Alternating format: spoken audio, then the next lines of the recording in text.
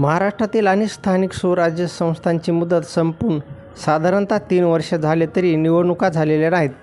त्यावर सुप्रीम कोर्टाने राज्य निवडणूक आयोगाला आदेश देत पुढील 4 आठवड्यात निवडणुका घोषित करण्याचे निर्देश दिले होते. तसेच पूर्ण प्रक्रिया 4 महिन्यात संपवावी असे देखील सर्वोच्च न्यायालयाने सूचित केले होते. स्थानिक पातळीवर लोकशाही बळकट राहावी यासाठी राज्यघटनेने दिलेले निर्देश पाळणे आवश्यक आहे. त्यानुसार नियमितपणे स्थानिक स्वराज्य संस्थांच्या निवडणुका व्हाव्यात, या निर्देशांचा आदर व्हायला हवा असे मत घटनापीठाचे प्रमुख न्यायमूर्ती सूर्यकांत यांनी निकालाचे वाचन करताना दिले होते.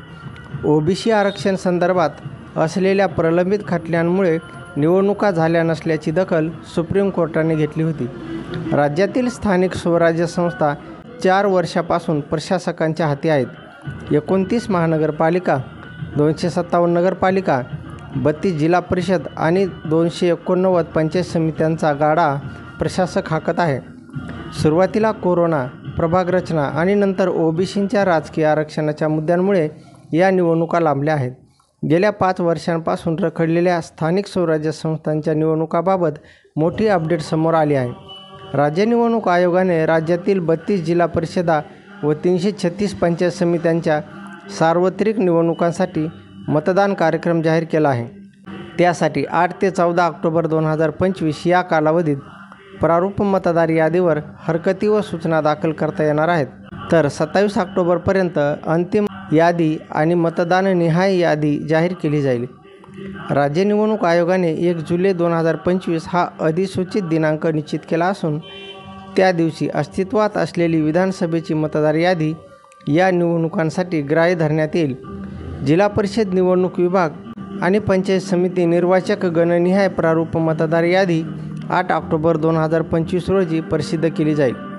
या प्रारूप यादीवर 14 ऑक्टोबर 2025पर्यंत हरकती व सूचना दाखल करण्याची मुदत देण्यात आली आहे. त्यानंतर 27 ऑक्टोबर 2025 रोजी अंतिम मतदार यादीसह मतदान केंद्रनिहाय मतदार यादी जाहीर करण्यात येईल. मतदार याद्या तयार करताना विधानसभा मतदारसंघाच्या यादीप्रमाणेच मतदारांची नावे व पत्ते कायम ठेवले जाणार असल्याचे निवडणूक विभागाने स्पष्ट केले आहे. राज्य निवडणूक आयोगाकडून याद्यांमध्ये नवीन नावाचा समावेश करणे, नावे वगळणे, नावे आणि पत्त्यांमध्ये दुरुस्ती करणे, याद्या अद्ययावत करणे अशी कामे केली जात नाहीत. मात्र हरकती आणि सूचनांच्या माध्यमातून फक्त मतदार याद्यांच्या विभाजनावेळी लेखनिकाकडून झालेल्या चुका, मतदाराचा निवडणूक विभाग किंवा गण चुकून बदलला जाऊ शकतो. तसेच विधानसभेच्या यादीत मतदाराचे नाव असतानाही प्रभागाच्या यादीत नाव नसल्यास त्या संदर्भात आलेल्या दुरुस्त्या, हरकती आणि सूचनांच्या अनुषंगाने बदल केले जातात.